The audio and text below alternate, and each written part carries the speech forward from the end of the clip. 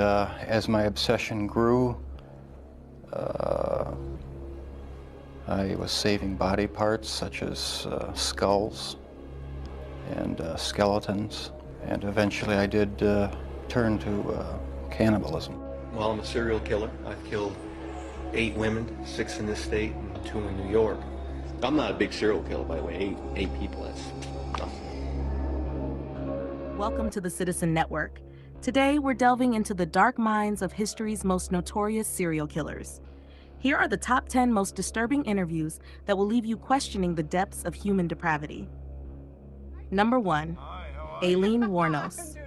In this unsettling interview, Wuornos, who murdered 7 people, speaks with chilling indifference. You have your problems with some staff don't like you, James. Oh, you're a serial killer! You know, After spending a decade on death row, she was executed by lethal injection on October 9, 2002. in the cell with myself. I don't even care about going outdoors or something out there. Number 2, Ted Bundy. Bundy's conversation about the brutal murder of 12-year-old Kimberly Leach is haunting. One of the final murders that you committed, of course, was apparently little Kimberly Leach, 12 years of age. I think the public outcry is greater there because an innocent child was taken from a playground. What did you feel after that?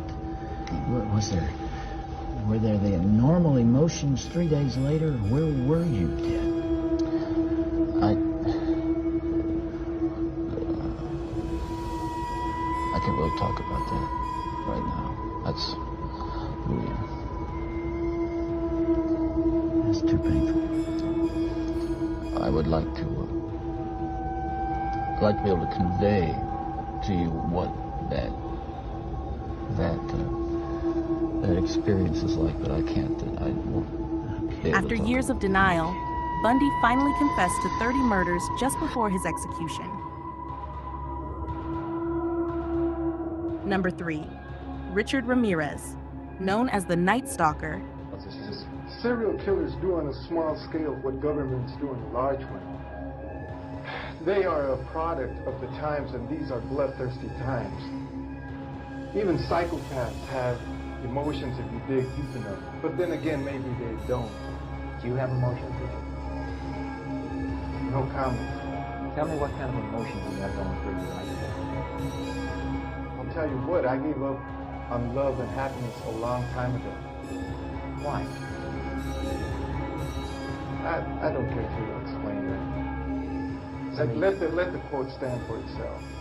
People in this day and age are brainwashed and programmed like a computer, being nothing more than puppets. This nation, this country is founded in violence. Violent delights tend to have violent ends. Madness is something rare in individuals, but in groups, people, and ages, it is a rule. Killing is killing. Ramirez showed no remorse in his interview. Convicted of 13 murders, he spent 24 years on death row before dying from lymphoma in June 2013, still awaiting execution. Number 4, Jeffrey Dahmer. Not because I was angry with them, not because I hated them, but because I wanted to keep them with me. And as my obsession grew, I was saving body parts such as skulls and skeletons, and eventually I did turn to cannibalism. Sure, already prepared. Person would drink it, fall asleep, and that's when they would be strangled. In this interview, Dahmer discusses his horrific crimes and the compulsions that drove him. His calm demeanor while recounting his acts is profoundly disturbing. Number 5, Ed Kemper. I told my mother since I was 8 years old, and I'm not proud of that. A month later, I'm up living with my grandparents in the mountains, and 10 months later, I murdered them. It made it worse to be on top of a mountain. I was literally on top of a mountain when it happened. And I sensed everybody in the world just stopping what they were doing, turning around, saw what I did, and are coming to get me.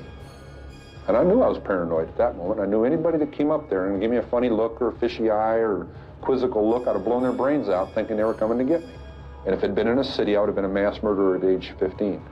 I would have killed until they gunned me down. I wouldn't have been able to reason This my way interview out. with I Kemper, was scared to who death, murdered and I was 7 violent. women and a young Felt girl, my is back against that unsettling, wall. I was especially when always ran, considering always that backed away, years always earlier, burned he bridges. also killed his paternal Suddenly, I don't want grandparents at just anymore. 15 years My back old. hit that wall and I came out screaming. Number 6, John Wayne Gacy. In a bizarre twist, Gacy shares his thoughts on fellow serial killer Jeffrey Dahmer. As to why insanity doesn't belong in a courtroom. Because if Jeffrey Dahmer doesn't meet the requirements for insanity, then I'd hate like hell to run into the guy that does. It's Berkowitz, whether it's Bundy, whether it's Williams, Wayne Williams down in Atlanta, or any of the others, or Charlie Manson. Gacy, who was responsible for the murders of 33 young men and teenage boys, offers a chilling perspective. Number 7, Samuel Little. Got away with numerous murders of women in my life over a span of 50 years. She fighting for her life, and I'm fighting for my pleasure. Little, considered the most prolific serial killer in U.S. history, confessed to 93 murders between 1970 and 2005. Number 8, Richard Ramirez. Another disturbing moment with Ramirez where he is asked why he killed. Why did you kill those people? Convicted of 13 murders and receiving 19 death sentences, his answer is as terrifying. Why did you kill those people? No comments. No comments. I cannot answer that at this Number time. 9, Richard Cottingham, known as the Torso Killer. Control of somebody's destiny. Cottingham discusses the pleasure he derived from his crimes. Between 1967 and 1980, he murdered at least 18 women and girls in New York and New Jersey, now serving a life sentence. Number 10, Michael Bruce Ross. Well, I'm a serial killer. I've killed 8 women, 6 in this state and 2 in New York. I'm not a big serial killer, by the way. Eight people, that's nothing. I mean, there's a lot of other guys you can go see. I saw this woman walking along the road with a stroller. She saw me and I grabbed her.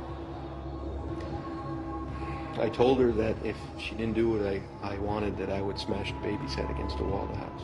Ross's interview, in which he describes an encounter with one of his victims, is nothing short of chilling.